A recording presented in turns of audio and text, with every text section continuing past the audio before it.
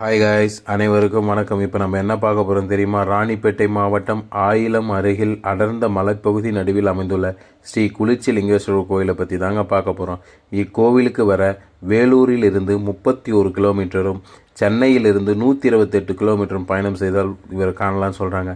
இக்கோவிலுக்கு உள்ளே வரும்போதே பார்த்தீங்கன்னா கருப்பு நிற கணபதி சிலை இருக்குங்க. அவரை அங்கே வழிபட்டுட்டு தான் உள்ளே வரணும்னு சொல்கிறாங்க. கோவிலின் மூலவர் ஸ்ரீ குளிர்ச்சி லிங்கேஸ்வரர் பார்த்தீங்கன்னா கிழக்கு நோக்கி நமக்காக மிக பிரம்மாண்டமாக காட்சி தராருங்க. இம்மூலவர் பார்த்தீங்கன்னா 9.3 அடியில் பார்ப்பவரை மெய் சிலிர்க்கும் வகையில் மிக அழகாக நமக்கு காட்சி தராருங்க. எங்கேயுமே காண முடியாத குளிர்ச்சி லிங்கேஸ்வரரை நோக்கி 4 நந்திக வாகனங்கள் 4 திசையிலும் மிக அழகாக நமக்கு காட்சி தருதுங்க. எங்கேயுமே இந்த மாதிரி 4 திசையிலும் சிவபெருமானை வழிபட முடியாதுங்க. இக்கோவிலில் மட்டும்தாங்க முடியும். இக்கோவில் எங்கேயுமே பார்க்க முடியாத மிக பிரம்மாண்டமான 9 நவகிரக லிங்கங்களும் 12 ராசி லிங்கங்களும் 27 நட்சத்திர லிங்கங்களும் 8 அஷ்ட லிங்கங்களும் மற்றும் 18 சித்தர் லிங்கங்களும் மிக அழகாக ஒரே கோவிலில் நம்மளால் பார்க்க முடியுதுங்க. அது மட்டும் அல்லாமல் முருகர், பெருமாள், அம்மன் சன்னதியும் இங்கே காண முடியுதுங்க.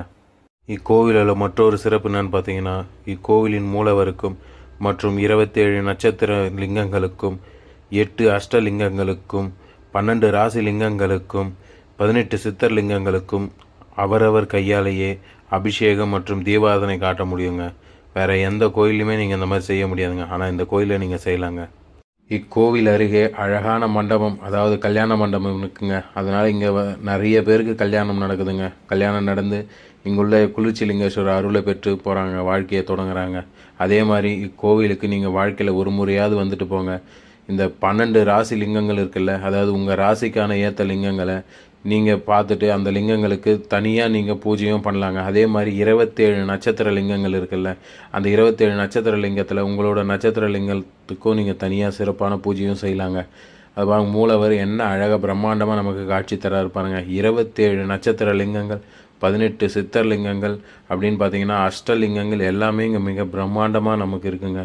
இக்கோவிலின் சிறப்பு பூஜையின் போது, அதாவது விநாயகர் சதுர்த்தி, ஐப்பசி அன்னாபிஷேகம், ஆருத்ரா தரிசனம், மாசி மகம், பிரதோஷம், நவராத்திரி, மகா சிவராத்திரி என விழாக்களின் போது இங்குள்ள அகண்டத்தில் யாகம் மற்றும் பூஜைகள் நடத்துவது தான் இங்கே சிறப்புன்னு சொல்கிறாங்க.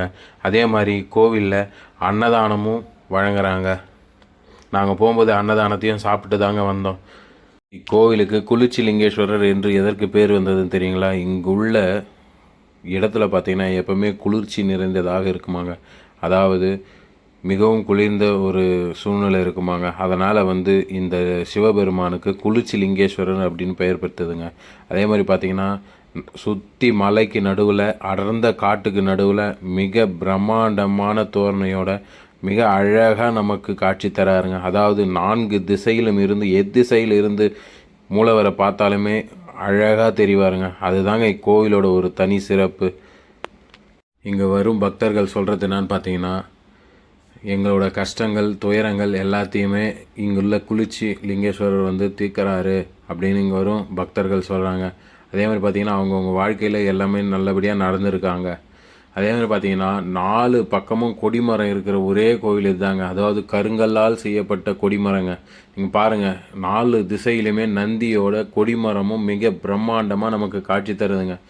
மேலும் இந்த மாதிரி ஆன்மீக ஸ்தலங்களை பற்றி அறிந்து கொள்ள மற்றும் கோயில்களோட வரலாறை தெரிந்து கொள்ள டிஎன் பக்தி விலாக்ஸ் யூடியூப் சேனலை சப்ஸ்கிரைப் பண்ணுங்க கைஸ். மறக்காமல் பெல் பட்டன் தட்டுங்க கைஸ். அப்போ தான் நான் போகிற வீடியோ எடுத்து உங்களுக்கு ஷோ ஆகும் கைஸ். Thank you guys.